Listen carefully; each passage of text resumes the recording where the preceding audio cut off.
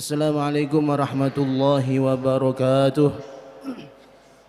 Bismillah, alhamdulillah, wassalatu wassalamu ala rasulillah wa ala alihi wa sahbihi wa man tabi'a hudah.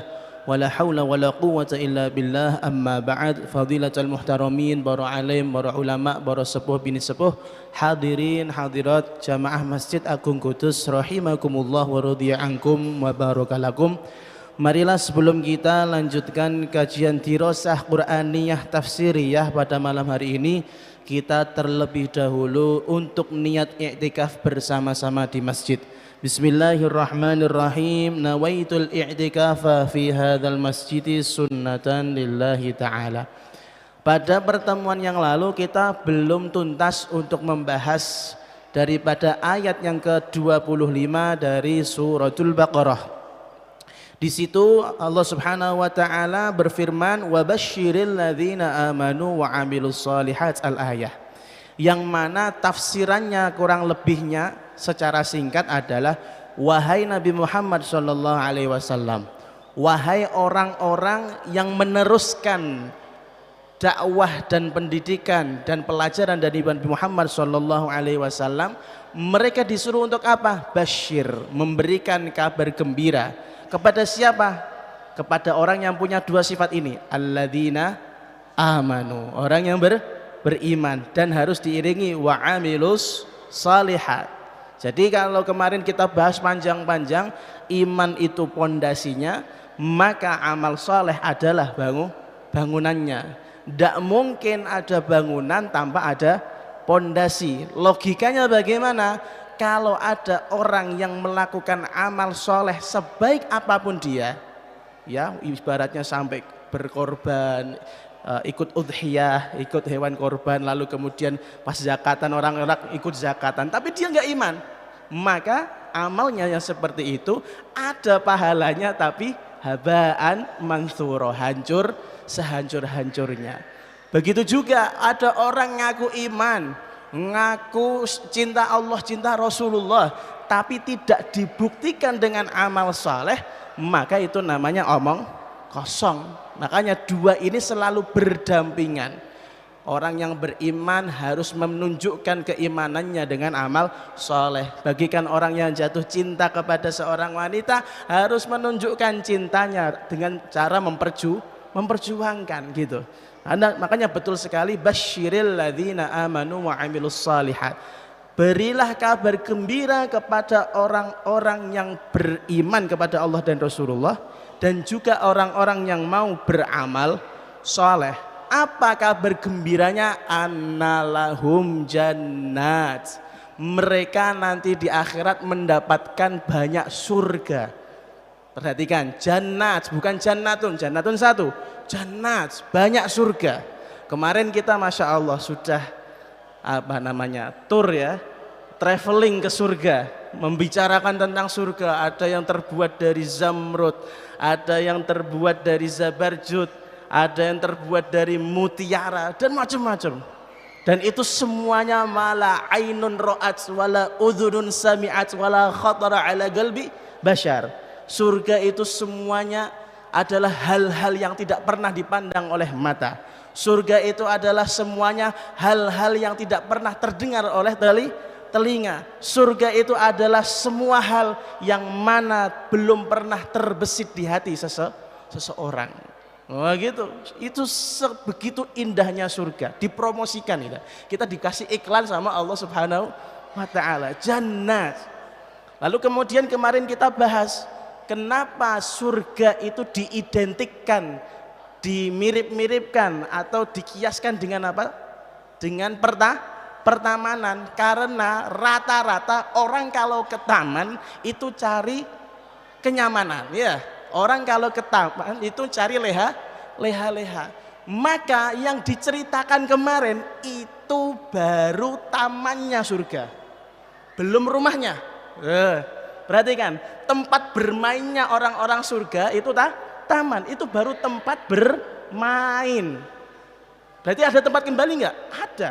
Ini belum itu baru diceritakan apa istilahnya, luarnya surga, belum masuknya. Masya Allah. Bayangkan senikmat itu. Yang mana kata Allah tajri min tahtihal anhar. Di pertamanan surga tersebut di bawahnya terdapat sungai-sungai yang mengalir. Kemarin kita jelaskan sungai-sungai yang mengalir itu disebutkan di ayat yang lain, apa namanya, Allah Karim, fiha anharun min ma'in ghairi asin, yang mana di surga ada air yang tidak ada keruhnya. Wa anharun min labanin lam yataghayyar ta'muh, dan di surga ada sungai yang isinya susu yang tidak pernah bosok. Tidak pernah bosok. Paham ya? Terus wa anharun min khamril ladzatin lisyaribin. Dan yang ketiga adalah sungai yang mana isinya merupakan khamr yang nikmat, membuat kepayang orang-orang yang meminumnya. Mungkin sampean pertanyaan, khamr di dunia haram ini, kenapa malah di surga malah jadi sungai? Loh iya, kita ini adalah hamba taat yang pada Allah Subhanahu wa ta'ala. Kepo rasanya khamr, air keras, alkohol itu kayak apa? Nah itu nanti disediakan di akhirat, lebih nikmat, lebih membuat kita kepayang. Kalau khamr-khamr yang ada di dunia itu membuat tubuh rusak, membuat jiwa rusak, membuat agama rusak. Tapi kalau khamr di mana? Di surga, ladzatin lisyaribin, masya Allah, nikmatnya luar biasa. Bayangkan aja dulu, bayangkan ya, biar nanti pantas jadi ahli surga gitu ya. Amin ya rabbal alamin.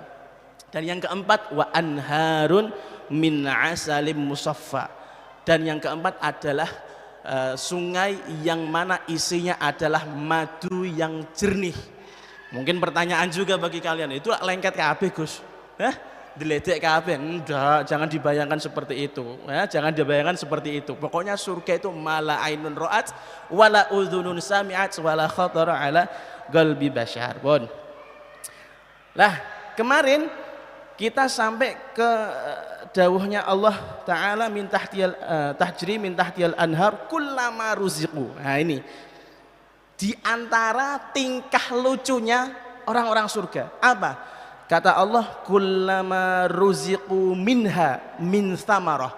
Setiap kali mereka diicipi rizki oleh Allah daripada buah-buahannya surga. Ada pertanyaan ini, kenapa yang disajikan itu buah? Yuk kadang saya kan bukan vegetarian, saya bukan orang yang suka apa? Contohnya nggak suka buah-buahan, saya sukanya ayam, saya sukanya daging. Apa ndak ada daging di sana?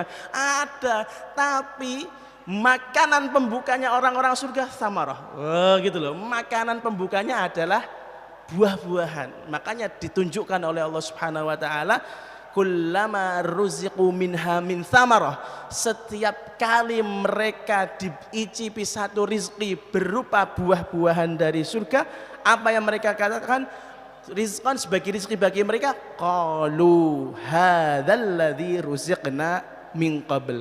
Maka orang-orang penduduk surga dengan lucunya mengatakan kepada penjaga surga, kepada pelayan-pelayan surga, hadza, makanan ini yang mana kalian sajikan di hadapan kami sekarang, alladzi ruziqna min qabl, kayaknya sudah pernah kami rasakan dulu, kayaknya sudah pernah kami rasakan. Tuh lihat, bentuknya sama loh, kayak jeruk.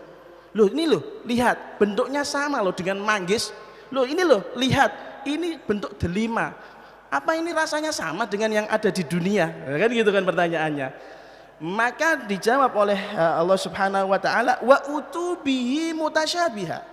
Dan mereka didatangkan dengan buah-buah yang mirip-mirip. Menurut mereka mungkin rasa jeruk yang paling kayak gitu. Sekali cokot, wih, masya Allah nagih. Cokotan kedua beda lagi rasanya. Gigitan yang seterusnya semakin nikmat, semakin nikmat. Akhirnya mereka tergeleng-geleng, masya Allah. Bentuknya sih jeruk, bentuknya sih jeruk, tapi sekali makan rasanya beda-beda. Beda-beda itu maksudnya ya yang enak gitu loh, bukan asam manis kecut pahit mas sisi buatan. Nikmat, saking nikmatnya. Lah sekarang pertanyaannya, kenapa buah-buah surga itu diciptakan oleh Allah Subhanahu wa taala bentuknya sama dengan buah-buah yang ada di dunia? Kan bikin kita harusnya yang beda dong bentuknya kan gitu mungkin. Kata Syekh Amin Al-Harari, litamilun nafsu ilaihi hina tarah fa inna tiba'a ma'ilatun ilal ma'luf mutanaffiratun an ghairil ma'ruf. Tujuannya adalah supaya kita nanti di surga enggak kaget ada buah yang bentuknya sama dengan buah yang ada di dunia. Karena tabiat kita itu tidak mau menerima hal-hal yang aneh, iya kan? Contoh wong desa lah, wong desa senengane mangane napa tempe, diparingi ayam crispy nggih mboten doyan. Kalau ini makanan apa iki? Gitu kan. Sama nanti di akhirat buah-buah itu disesuaikan dengan seleranya menurut bentuk yang kita sukai. Anda suka jeruk, maka akan diberikan buah yang mana bentuknya sama dengan jeruk tapi rasanya tidak sama dengan jeruk. Akhirnya semakin takjub karena kita tidak siap menerima perbedaan. Itu loh maksudnya, biar kita tuh tidak takut untuk makan ini, jangan-jangan buah khuldi habis ini malah dikeluarkan dari surga. Enggak ada seperti itu. Buah khuldi kita makan nanti di sana ya. Nah, lalu kemudian yang kedua, tujuannya kenapa bentuk buah-buahan di surga sama dengan buah-buahan di dunia, liyatabayyana laha maziyah, supaya orang surga tahu bedanya spesifikasi daripada buah surga dengan buah dunia. Bentuknya sama-sama semangka tapi rasanya enggak seperti semangka, bentuknya sama-sama kurma tapi rasanya enggak seperti kurma. Ya wallah alam, mungkin kurma rasa unta, kita kan nggak tahu juga kan. Ya semoga aja kita nanti termasuk orang-orang yang insya Allah ruziqu minha min thamaratin rizqa, termasuk orang-orang yang lucu nanti di surga nanti ya, sebagai orang-orang yang lucu-lucu, lugu-lugu seperti itu. Ya Allah, nikmatnya luar biasa. Karena semakin lama semakin nikmat, semakin menakjubkan, semakin yang enak-enak lah pokoknya. Maka kemudian mungkin ada pertanyaan, Gus, saya ini suka es, ya, saya ini suka es, lalu kemudian pilek nggak kira-kira? Kalau pilek, kalau di dunia minum terus pas wayah musim dingin itu kan biasanya pipis terus kan, nggak jadi keringat. Itu apa di sana terjadi yang namanya beol, apa yang di sana namanya pilek, ya? Apa di sana ada namanya penguk dan lain-lain. Maka di sini ada sebuah riwayat hadis yang diriwayatkan oleh Imam Muslim dengan sanadnya dari Jabir bin Abdullah radhiyallahu anhu qala Rasulullah sallallahu alaihi wasallam, ahlul jannah ya'kulun wa yashrabun. Ketahuilah kata Rasulullah, penduduk surga itu tukang makan, tukang minum. Maksudnya nanti di surga, kalau di dunia enggak semuanya seperti itu. Di surga nanti mereka kegiatannya cuman makan-makan, minum-minum. Enak toh? Nah, terus walaya bulun, dan tidak pernah pipis. Enggak pernah keluar air kencing. Ya mungkin enggak kencing. Enggak. Walaya taghawwatun, mereka tidak pernah yang namanya buang air besar. Masya Allah. Wala yatamakhatun, kalau saya maknai mereka tidak pernah ingusan, meler iku mboten nate. Nah, karena itu jijiki, masa surga jijiki kan gitu. Wala yabzuqun, mereka tidak meludah. Wa yulhamun alhamda wat tasbiha kama yulhamun an-nafasa. Mereka diberi ilham, insting dari Allah untuk mengucapkan alhamdu dan mengucapkan subhanallah. Kan ketika Anda mau makan, saya pengen ini makan buah apa misalnya, buah unta siapa tahu, pokoknya jaluk sakar-karepmu segini swarga kan los. Nah, alhamdulillah sama subhanallah. Nafasnya itu sama, kayak sudah menjadi nafas mereka. Baca alhamdulillah, baca subhanallah itu rasanya seperti nafas keluar masuk, nggak kerasa, saking biasanya. Kalau sudah jadi kebiasaan itu kan gak kerasa. Anda nafas ini kan gak kerasa toh. 1 menit ini sudah berapa kali keluar masuk nafas Anda? Gak kerasa. Itu nanti di akhirat subhanallah sama alhamdulillah menjadi oksigen kalian. Oh gitu loh. Semacam oksigen. Ta'amuhum jasya au jisya. Makanan mereka itu cara keluarnya menjadi apa? Glegeen, sendawa. Nah ini cara keluarnya buang hajatnya orang-orang surga. glege entok. Wah, lho masyaallah nikmate. Wa rasyahuhum karashil miski. Keringat mereka enggak ada yang penguk. Keringat mereka berbau wangi bagaikan minyak misik. Wah, kenapa minyak misik? Karena minyak misik adalah di Arab termasuk minyak yang paling mahal. Kombinasinya kan paling ribet itu. Ada nopo nek istilah Jawa itu gandu daripada tulangnya kidang ya. Itu kan mahal sekali sampai ribuan real biasanya kalau cuman 100 mililiter itu, nah, Masya Allah. Jadi keringatnya, buang hajatnya orang surga itu cuman sendawa sama apa? Keluar keringat, dan keringatnya wanginya luar biasa. Beda kalau kita lagi futsalan penguke sak lapangan. Loh, lagi futsalan penguke sak lapangan. Kalau di sana ndak ada keringatnya, baunya wangi. Lalu kemudian wajah rajulun min ahlil kitab. Ada sebuah riwayat yang lain. Suatu saat ada orang Yahudi atau Nasrani datang ilan Nabi sallallahu alaihi wasallam. Dia datang ke kanjeng Nabi Muhammad sallallahu alaihi wasallam. Faqal ya Abul Qasim taz'umu anna ahlal jannah ya'kuluna wa yashrabun. Wahai Abul Qasim Muhammad. Ini julukannya kanjeng Nabi itu Abul Qasim. Wahai Muhammad, kalian berpendapat, kalian mengira bahwasanya ahli surga, orang-orang yang di surga nanti itu kegiatannya cuman makan-makan, minum-minum ya, seneng-seneng tok isine. Maka dijawab oleh kanjeng Nabi, na'am walladzi nafsu Muhammadin biyadihi inna ahadahum la yu'ta quwwata mi'ati rajulin fil akli wasyarbi wal jima'. Kata Rasulullah, ya betul, kegiatan mereka seperti itu, demi zat, demi Allah yang menguasai jiwaku Muhammad sallallahu alaihi wasallam. Bahkan kata kanjeng Nabi, setiap orang dari mereka diberi kekuatan oleh Allah untuk bisa menikmati 100 kali lipatnya seorang laki-laki dalam masalah makan, dalam masalah minum, dan dalam masalah itu. Paham nggih? Dalam masalah jima, dalam masalah hubungan suami istri. Wong kebayangkan istrinya enggak satu, ada bidadari yang lain. Kan gitu kan? Gimana makainya kan gitu, harus punya kekuatan lebih. Yang pernah nikah nih paham nih, 2 menit keluar kan terus gak iso lapo-lapo. Di sana ndak, Masya Allah, sekali 2 kali 100 kali siap gitu. Nggak ada yang namanya loyo, ndak perlu yang namanya jualan apa obat kuat, ndak usah, karena setiap orang dikasih spek, dikasih apa skill alami dari Allah Subhanahu wa taala. Setiap makan, minum, dan berhubungan suami istri itu kuat.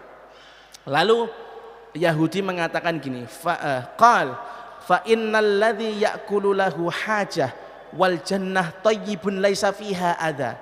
Muhammad, kamu ini jangan main-main. Kalau mereka kegiatannya cuman makan-makan, minum-minum, kan orang makan, orang minum itu butuh keluar hajat, entah itu keluar air kecil atau keluar air besar. Sedangkan di surga itu tempatnya thayyibah, bagus, wangi. Tidak mungkin dong ada yang namanya buang air besar. Gimana ini? Logikamu tuh pakai gitu loh kan. Orang Yahudi mengatakan seperti itu sama Rasulullah sallallahu alaihi wasallam. Maka kanjeng Nabi menjawab, maklum ora cah swarga. Qala alaihi salam hajatu ahadihim araqun karihil miski. Yahudi tak kandani, orang ahli surga itu kalau mau buang hajat cuman berkeringat saja, dan keringatnya itu baunya wangi. Lah gitu loh. Masya Allah nikmatnya ya Allah. Allahumma rzuqna al jannah ma'an nabiyyin wal siddiqin wasyuhada was salihin wa khassatan bima'iyyati Rasulillah sallallahu alaihi wasallam. Allah ning swarga. Coba bayangkan ya, makan minum sepuasmu, cari yang bersoda ada, cari yang khomer apalagi. Masya Allah nikmatnya luar biasa. Lah kelengkapan makan dan minum ini kata Allah Subhanahu wa taala ditambahi walahum fiha azwajun mutahharatun. Ketahuilah bahwasanya mereka ahli surga nanti dilengkapi fasilitasnya oleh Allah Subhanahu wa taala, diberi apa? Istri-istri yang mutahharah. Mutahharah itu yang disucikan. Lah kata-kata azwaj di sini diartikan sama Syekh Amin Al-Harari aiminan nisa'i wal hur, yaitu baik dari wanita muslimat, bukan muslimat NU niku mboten nggih. Muslimin muslimat ini lho gandengane niku ya. Jadi wanita-wanita muslimah itu nanti kan ngapunten, yang sudah bersuami nanti kumpul lagi di surga. Insya Allah. Tapi kalau yang di dunia menjomblo sampai matinya, itu nanti mereka dinikahkan sama yang jomblo juga gitu. Misal, jangan ya, nggak ada yang mau jomblo ya. Siapa ini? So, misal ada teman kita, saudara kita, dia jomblo lalu kemudian meninggal. Terus ada muslimah lain jomblo meninggal, nanti di akhirat itu dijodohkan sama Allah Subhanahu wa taala. Nah, gitu. Maka terjadi akad nikah di sana. Gobiltu nikah watas bija. Entah maharnya apa saya wallah alam nggak tahu. Pokoknya dinikahkan. Nggak mungkin ada di surga itu apa namanya? Jomblo itu enggak ada. Kalau sampai kentean stok misalnya, kentean stok kenapa? Wanita muslimah yang jomblo ada huril in, apa? Bidadari, masya Allah. Mungkin pertanyaannya, kok enak ya jadi lanang sebagai anak orang laki-laki kalau meninggal masuk surga, istri satu nggak cukup tambah bidadari. Cewek dapat apa? Cewek dapat apa? Bidadara. Emang ada bidadara? Saya pernah baca sebuah kitab di entah itu tafsir, kalau nggak salah Syekh Ramadan Budi Allah yarham. Beliau mengatakan, kenapa di surga itu laki-laki mendapatkan bidadari, sementara kalau wanita nggak dapat bidadara? Kata beliau, di surga itu laki-laki itu rata-rata kepuasan kenikmatannya itu di bagian ya main-main itu, punya istri banyak, ya main-main urusan ranjang, makanya diciptakan oleh Allah namanya bidadari. Sementara wanita itu tidak butuh itu. Wanita cuma butuh perhiasan, makanya jangan heran nanti di akhirat perhiasan mereka luar biasa. Podo entuke, nah gitu loh, podo entuke. Mohon kembali lagi ke pembahasan. Mereka difasilitasi oleh Allah Subhanahu wa taala memiliki jodoh atau pasangan-pasangan baik dari wanita atau bidadari mutahharah yang mana disucikan. Maka kita harus tahu yang dimaksudkan disucikan ini bagaimana sih? Fama makna tathiruhun, apa makna istri-istri kaum muslimin di surga nanti disucikan oleh Allah? Pertama, kata Syekh Amin Al-Harari, in kunna minal hur kama ruya an Abdillah khalaqahunna 'ala taharah lam ya'laq bihinna tanasun dzati wala khariji. Kata Syekh Amin Al-Harari, maksudnya jika yang dimaksud di dalam ayat ini azwaj itu adalah bidadari, maka sebagaimana yang diriwayatkan oleh Al-Imam Abdillah, bidadari yang ada di surga itu diciptakan oleh Allah Subhanahu wa taala dalam kondisi yang suci-sucinya. Tidak ada kotoran sedikit pun yang nempel di bidadari tersebut, baik itu kotoran yang terlihat ataupun kotoran yang tidak terlihat. Gitu. Karena kotor-kotornya belas, orang ana wedak, orang ana pokoknya kinclong asli. Kinclong asli. Itu kalau dari jenis bidadari. Tapi kalau dari jenis wanita yang pernah hidup di dunia sebagai muslimah, sebagai mukminah, maka kata Syekh Amin Al-Harari, kama ruwiya anil Hasan tadhiruhunna minal adnas allati kanat biha fid dunya dzatiyah kal haidi wan nifasi wal bauli wal ghaib aw ardiyah kal bakhri was sannan wal qayhi was sadid aw ma'nawiyah kal ghadabi wal higd wal hiddah wal kaid wal makr wal mail ila ghairil azwaj.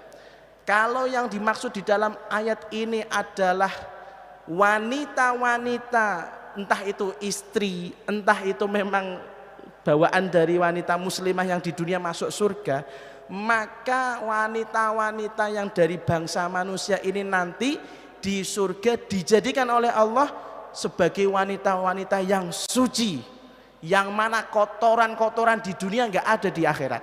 Muka bopeng resik temriko, mbah iku di salon ke Gusti Allah model piye wallah alam.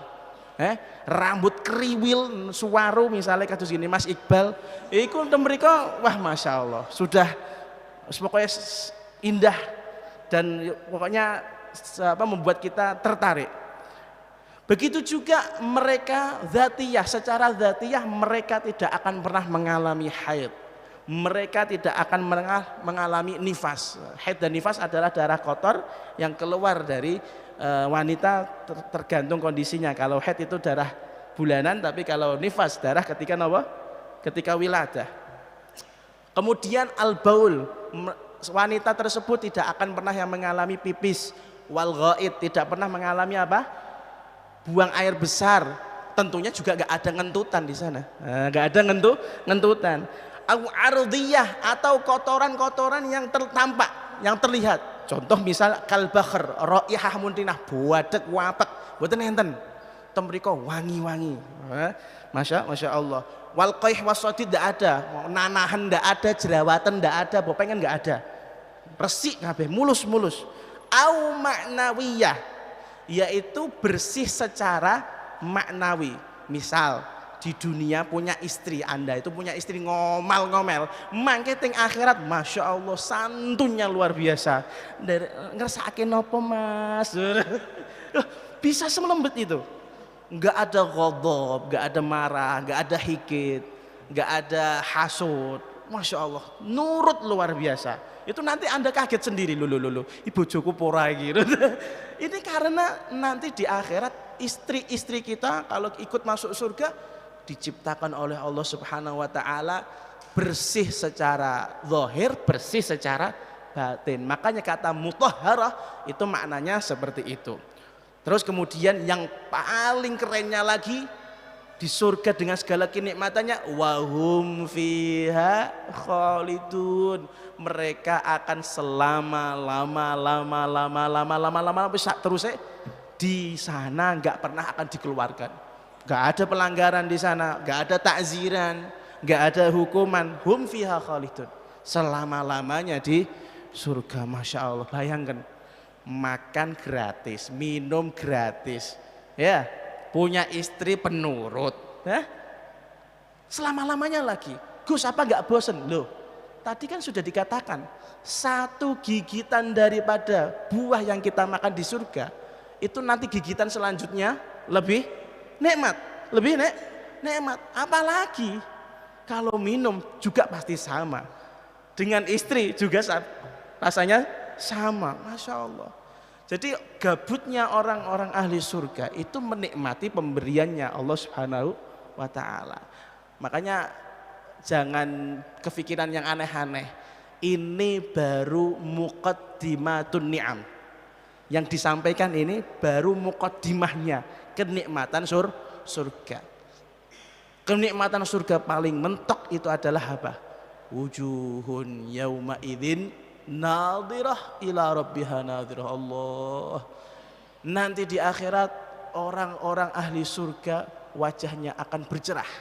Apa? Mendapatkan kenikmatan tertinggi di surga. Ila rabbiha nadhirah, melihat, bertemu, mengetahui jati dirinya Allah Subhanahu wa ta'ala. Masya Allah. Allah yang selama ini kita sembah, Allah yang selama ini kita kumandangkan namanya, Allah yang selama ini kita dengar setiap ada kali adzan, kita tidak pernah menemu jati diri Allah di alam dunia kita, karena kita memang banyak sekali hijabnya dan tidak pantas untuk melihat Allah Subhanahu wa ta'ala ketika kita masih di dunia. Walaupun kalau diwujudkan oleh Allah bisa saja dengan izin Allah, tapi nggak ada yang diizinkan oleh Allah untuk bisa melihat Allah dengan mata dunia ini, nggak ada. Ini nanti mata ketika masuk surga beda mata kita, punya kemampuan indera untuk melihat keagungan, kebesaran Allah Subhanahu wa ta'ala. Jadi di surga itu kenikmatan tertingginya adalah bertemu kekasih. Paham nggih sampai sini?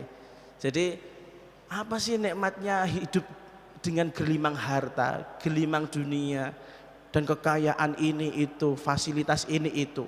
Itu semuanya tidak ada apa-apanya kalau tidak punya yang namanya kekasih. Sementara kekasihnya orang-orang surga adalah Allah subhanahu wa ta'ala. Masya Allah, Masya Allah. Jadi kalau orang-orang surga ini sesi pertemuannya dengan Allah ini habis, itu mereka main-main lagi. Ya gitu, main-main lagi, makan-makan, minum-minum, jima gitu terus ziarah si fulan ke si fulan yang lain, saling silaturahim. Kamu di mana? Aku di sini. Ayo kita main dolan. Masya Allah.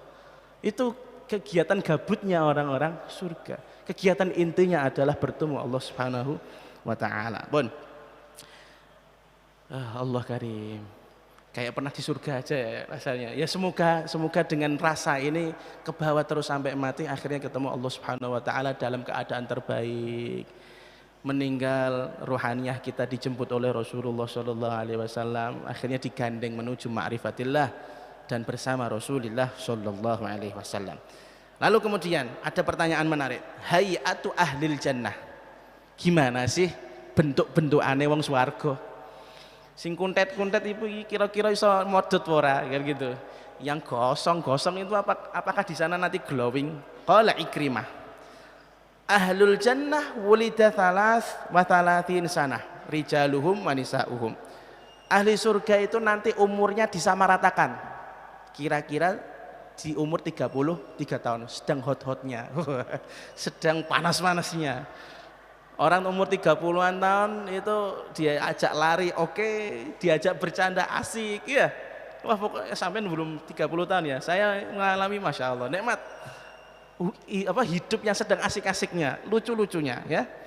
Wa qamatuhum sittuna dhira'an ala qamati abihim Adam. Lihat, tingginya mereka adalah 60 dhira' sebagaimana tingginya Nabi Adam alaihis salam. Itu kita cari syarahnya. 60 dhira' itu berapa meter? Ternyata kalau dikonversi ke meter, salasuna metran takriban, kurang lebih 30 meter. Tongklang. Berarti kita ini kaum-kaum yang kuntet-kuntet. Nabi Adam 30 meter, lah kita 145 165, paling tinggi 175 ya, paling tinggi itu sudah sundul itu. Bayangkan kita 175 cm lawan 30 meter. Masya Allah, mengalami penurunan kita, berevolusi tapi evolusinya menurun, bukan semakin baik. Bon, syababun jurdun murdun. Nah, kata Rasulullah, kata Ikrimah, mereka itu muda-muda. Jurdun itu apa? Man la sya'ra ala jasadihi, di atas kulitnya tidak ada bulu-bulu. Murdun man la sya'ra ala dhaqnihi, di dagunya tidak ada apa? Rambut, mulus tanpa keroan, mulus semuanya. Masya Allah, laki-laki dan wanitanya. Mukahhalun, mereka bercelak. Alaihim sab'una hullah tatalawwanu kullu hullatin fi kulli sa'atin sab'ina launan. Mereka punya perhiasan sebanyak 70. Perhiasan sebanyak 70. Yang mana setiap saat itu 70-nya itu berubah-ubah warna-warnanya. Sudah usah dibayangkan. Pokoknya keren pokoknya. La yabzuqun wa la yatamakhatun, tidak meludah, tidak ngiler atau apa? Ingusan. Wa ma kana fawqa dzalik minal adza fa wa ab'ad. Mereka jauh dari yang namanya hal-hal yang buruk. Yazdaduna kulla yaumin jamalan wa husna. Setiap hari semakin cantik, semakin ganteng. Setiap hari semakin glowing, semakin mulus. Tidak ada yang jelek. Wallahu alam, kita nggak tahu seindah apa. Kama yazdadu ahlud dunya haraman wa du'fan. Sebaliknya kalau ahli dunia itu bukan semakin mulus, tambah keriput, cari skincare yang cocok yang mana, tambah jerawatan, pakai skincare yang lain, jerawatan lagi, kan ini bingung. Di sana enggak ada, enggak pakai skincarean. La yafna syababuhum, yang paling keren, masa muda mereka tidak akan pernah terganti dengan masa tua, selalu muda. Wala tubla thiyabuhum, dan pakaian mereka tidak pernah yang namanya rusak. Masya Allah. Ya, itu keadaannya, bentuk-bentukannya ahli surga. Tenang, yang gendut-gendut seperti saya, Mas Iqbal, Mas Barok, ya, ini nanti insya Allah disetting nanti kalau masuk surga bentukannya keker. Ya, mau bentuk seperti Aderai bisa, jadi Kobuzer bisa, atau seperti ini saja juga bisa. Ya. Pokoknya semakin lama semakin keren. Gak ada kosong-kosong, itu gak ada. Seperti Hajar Aswad gak ada. Ya. Saya nggak ngomong kulit orang ya, itu karena keindahannya, estetik ya itu. Terus ini yang paling penting, wa'lam anna mu'dhamal ladzatil hassiyah kana maqsuran 'alal masakin wal mata'im wal manakih wa kana malaku jami'i dzalika ad-dawam wath-thabat id kullu ni'matin wa in jallat fa innaha satakunu fi syarafiz zawal wa ma'radul idmihlal wa nastati'u an naqul anna hadhihi al-ladzat al-hissiyah munqassah kadirah ghairu safiyah min syawaibil alam falidha basyarallahu almu'minina biha wa bidawamiha takminan lil bahjati was surur. Kata Syekh Amin Al-Harari, ketahuilah bahwasanya kenikmatan-kenikmatan yang sekarang kita rasakan di dunia kembalinya itu rata-rata pada 3 hal, yaitu tempat tinggal, makanan, dan urusan ranjang. Kenikmatan duniawi kembalinya pada 3 hal tersebut. Sementara Anda baru dikatakan kaya sekaya-kayanya ketika bisa menguasai 3 hal tersebut dan mempertahankannya. Tapi kehidupan dunia tidak ada yang bertahan. Hari ini kaya, 5 tahun lagi kere bisa. Hari ini punya istri cantik, 10 hari lagi kena jerawatan bisa. Artinya kenikmatan duniawi ini terbatas. Makanya Allah Subhanahu wa taala kasih tawaran yang terbaik. Oke, kalian mengatakan, kata Allah seakan-akan mengatakan gini, oke, kalau kalian mengatakan kenikmatan itu berkisar pada tempat tinggal, pada urusan makanan dan urusan ranjang, aku kasih di akhirat hal yang sama, tapi bedanya ini akan selama-lamanya. Oh, gitu loh. Ini akan selama-lamanya. Makanya banyak orang yang Masya Allah direwangi kerja, direwangi korupsi ya, demi menikmati urusan duniawi. Di sana enggak. Kita hanya bekerja di dunia, di akhirat tinggal ngambil. Padahal kita bekerja di dunia enggak selama-lamanya. Masya Allah. Tapi balasannya selama-lamanya. Bon. Wa'lam anna suhbatal azwaj fil akhirah minal ulumul ghaibiyah allati nu'minu biha. Kama akhbarallahu ta'ala wala nabhathu fima wara'a dhalik fa atwarul akhirah a'la mimma fi hayatina dunya fahiya salimah minal munqassat fi at-ta'am wasyarab wal mubasharah az-zawjiyah kama akhbarahu an-nabiy sallallahu alaihi wasallam fi hadits muslimin as-sabiq. Kata Syekh Amin Al-Harari bahwasanya kita nanti di akhirat itu kan suhbatul azwaj, memiliki apa namanya? Istri, pasangan. Dan ini termasuk urusan gaib. Tadi dikatakan walahum fiha azwajun mutahharah. Orang-orang surga memiliki istri-istri yang apa? Suci. Lah kesucian itu saja kalau kita pikir juga gak masuk akal. Nah ini termasuk amrun ghaibi. Perkara-perkara yang jauh dari jangkauan akal kita.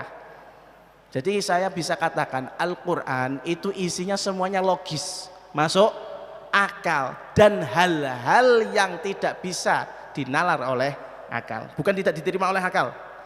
Saya kalau katakan lagi, Al-Quran isinya semuanya logis, bisa dinalar, dan juga bermuatan hal-hal yang jauh dari jangkauan nalar. Maka ketika sudah masuk ke jangkauan yang tidak bisa kita nalar, itu kita hanya iman enggih dereake ngestoake pokoknya percaya. Kalau tahu dikatakan ada buah semakin lama semakin nikmat, semakin ya udah iman aja. Nanti tahu-tahu masuk surga nikmati aja sendiri, rasakan gitu kan. Nanti terheran-heran sendiri. Katanya punya istri yang nggak pernah kotor, nggak pernah sakit, nggak pernah nesunan, nggak pernah ngamuan, nggak pernah rewel. Ya udah, nikmati saja di dunia ini punya istri rewel, nanti di akhirat berubah sendiri istrimu. Berubah sendiri. Dan semua bentuk daripada kehidupan akhirat itu tidak bisa disamakan dengan kehidupan dunia. Namanya juga akhirat. Harusnya memang seperti itu. Lah, mungkin ada pertanyaan, Gus, kenapa Gus? Wong kita kalau memang dasarnya kita masuk surga itu mungkin karena kita punya amal soleh, akhirnya dengan fadl Allah kita masuk surga. Sementara umur kita di dunia cuman berapa tahun sih? Mulai balik biasanya sampai 60 tahun sampai 70 tahun. Tapi kenapa Allah berkenan untuk mengganjar kita yang cuman hidup 50 tahun beribadah dan itu godang-godang, tapi diberi apa? Pahala tinggal di surga selama-lamanya. Apa ini enggak tekor Gusti Allah? Cara logika tekor kan? Mengganjar orang yang bekerja cuman enggak sampai sehari, tapi setiap bulan kita kasih gaji. Tekor enggak? Tekor. Tapi bagi Allah kenapa enggak seperti itu malah? Malah Allah menggaji orang-orang yang cuman ibadah sampai 50 tahun, 70 tahun kemudian meninggal tapi gajinya selama lama-lamanya. Ada keterangan bagus bahwasanya orang-orang mukmin itu memang pantas mendapatkan surga selama-lamanya. Karena kalau orang-orang mukmin itu dikasih umur selama-lamanya, mereka akan selama-lamanya beriman. Sebagaimana orang kafir, kalau mereka dikasih hidup selama-lamanya, mereka juga akan selama-lamanya kafir. Maka dari alasan inilah Allah Subhanahu wa taala mengganjar orang mukmin selama-lamanya di surga, mengganjar orang kafir selama-lamanya di mana? Di neraka. Karena mereka punya niat yang gitu. Kalau mukmin selama-lamanya jadi mukmin, kalau kafir selama-lamanya jadi kafir. Masya Allah, masya Allah. Berarti niat itu sangat berpengaruh. Tsumma qala innallaha la yastahyi ayyadriba wallahu a'lamu bissawab. Bismillahirrahmanirrahim. Alhamdulillahirabbil alamin. Allahumma shalli wa sallim ala sayyidina Muhammad wa alihi wa sahbihi ajma'in.